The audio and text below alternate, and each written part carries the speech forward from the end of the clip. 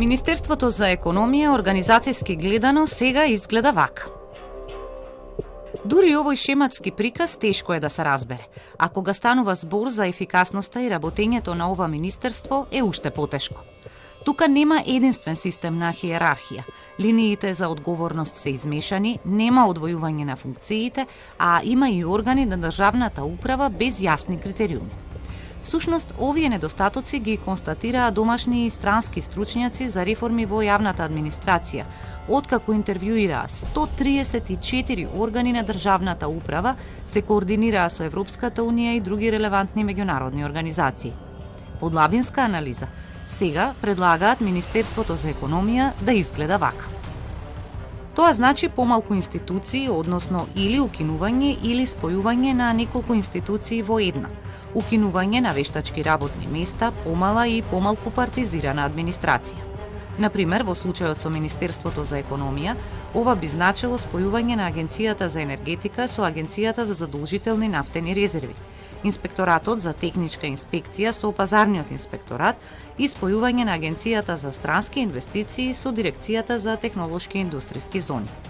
Планирано е проектот за реорганизација на Министерството за економија, што го финансира Европската унија, да заврши до 1 јули идната година. Вработените ќе бидат прераспределени, а бројот на работни места мора да одговара на буџетот за плати.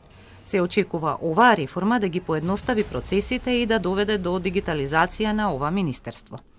Всушност, Министерството за економија е едно од трите, заедно со Министерствата за земјоделство и за јавна администрација, кои се дел од проектот за реформи во администрацијата.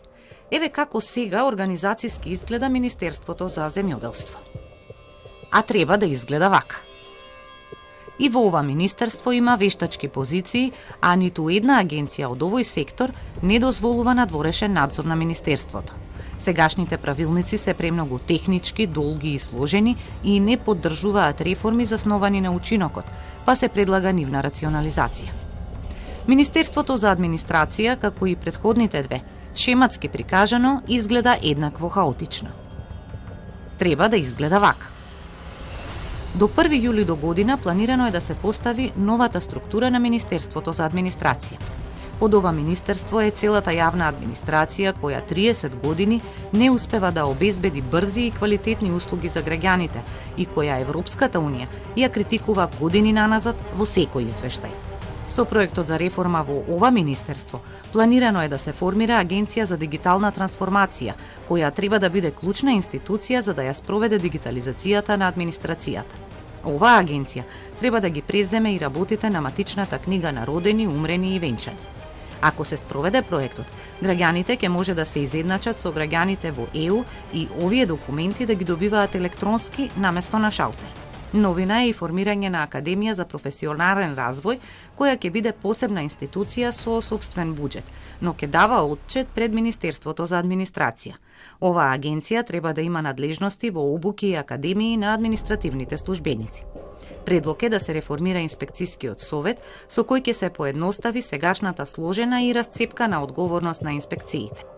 Реформата во Министерството за администрација треба да го поедностави донесувањето на одлуките, но и на одговорноста, а приоритет треба да биде дигитализација на услугите. Реформата, што како пилот проект почнува во трите министерства, засега изгледа како научна фантастика. Квалитет на услуги и поедноставени процедури за кои македонските граѓани слушаат дека функционираат во европските земји. Дали ова е достижно? Колку брзо може да се направи?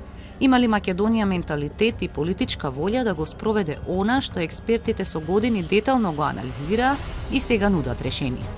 Реформата на јавната администрација е дел од првиот кластер поглавја во преговорите за членство со ЕУ, но не постои општо прифатен план за реформа на јавната администрација. Има само насоки и затоа предизвикот е дали Македонија само ќе преслика модел на некоја од европските земји, кој можеби не е соодветен ако се земе предвид долгата административна традиција. За реформата воопшто да може да почне, треба да се смени и законот за организација и работа на органите на државната управа, кој се носи со двотретинско мнозинство.